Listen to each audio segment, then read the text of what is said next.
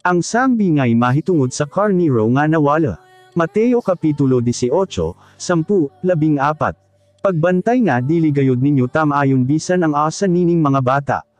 Kay ang tinuod, ang mga anghel sa Diyos nga nagabantay kanila ana kanunay sa atubangan sa akong amahan sa langit. Kay ako nga anak sa tawo mianhi dinhi sa kalibutan sa pagluwas sa mga tawo nga nangawala tungod sa ilang mga sala.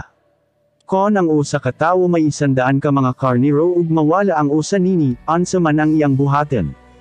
Sigurado gayud nga biyaan niya ang 79 nga nanabsab didto sa bungtod ug pangitaon niya ang karniro nga nawala.